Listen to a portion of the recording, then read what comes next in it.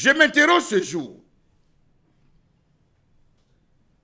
sur la question du laxisme du gouvernement camerounais face à l'ensauvagement de la société camerounaise.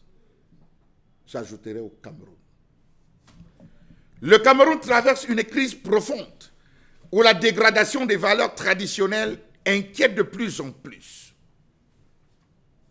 Il y a quelques heures, le monde entier, les Cameroun avec, se félicitait de l'incarcération de l'assassin du petit Matisse.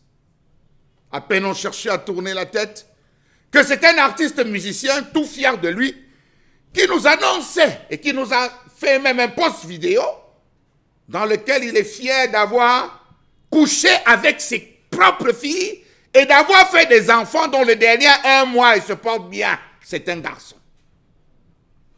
C'est grave. L'insécurité, les kidnappings, l'assassinat, la corruption, les détournements de fonds, la stagnation du pays symbolise un naufrage moral dont les dirigeants ont plongé le Cameroun en 43 ans. Loin d'un simple fait divers, l'ensemble des drames que traverse le Cameroun ces derniers jours ravive le débat sur le délitement complet de la société camerounaise. Nous avons touché le fond. Monsieur le Président, nous sommes au fond. Nous rampons dans la gadoue. La société camerounaise boitille. Elle suffoque. Elle agonise. Elle se meurt. Naguère, cette société, celle qu'on a connue, avait coutume d'imposer ses codes, ses modèles, ses traditions. L'anomie ne l'avait pas encore assailli. Aujourd'hui, nous avons un site où des jeunes filles de 15 à 18 ans se prostituent. C'est des jeunes filles camerounaises partant de Yaoundé, Bafoussam, Douala, sur un site où on apprend tellement de choses, où je vous invite, chers parents, à aller découvrir ce que font vos enfants qui manipulent les téléphones d'une certaine dimension à la maison. Il ne faut pas un dessin pour montrer aujourd'hui que la société camerounaise n'est autre chose qu'une jungle sans discipline, avec comme gardien et vigile, aveugle, sourd et muet, les dirigeants de ce pays. L'on peut s'installer sur la chaussée pour vendre les ordures. Ça ne dit rien à personne.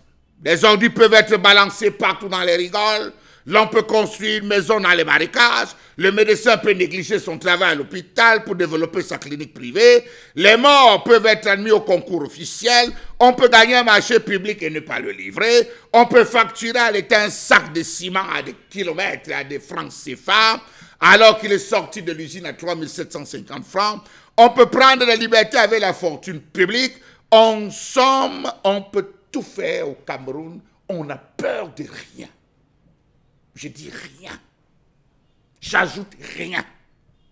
Les parents qui sont façonnés et qui façonnent une société de contre-valeurs sont désormais eux-mêmes mal placés pour inculquer des valeurs à l'enfant.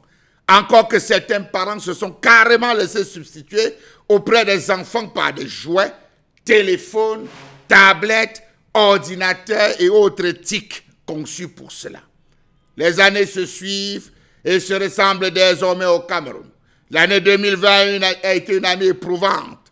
Covid-19, de plus comme les précédents d'ailleurs, marquées qu'elles continuent d'être par le déclassement avancé d'un pays pourtant si riche et porteur d'une flamme unique dont l'incandescence prochaine pourrait marquer la renaissance de l'Afrique. Sur le chemin de cet éveil, nous mourrons. On meurt de faim. On meurt par manque de soins. Les vertus d'humanisme, les vertus et l'humanisme même étaient les choses les mieux partagées par le grand nombre.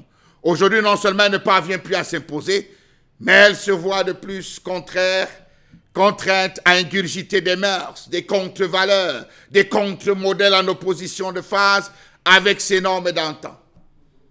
Porte-monnaie magique, sorcellerie dans les quartiers, homosexualité, lesbianisme. L'écho populaire nostalgique lui rétorque que le temps d'avant était mieux. on ne saurait totalement lui donner tort. Observons cet ensauvagement de la parole publique et la haine de l'autre qui s'intensifie sans que les dirigeants ne soient plus en capacité de stopper cette spirale infernale des bas instincts tribalistes.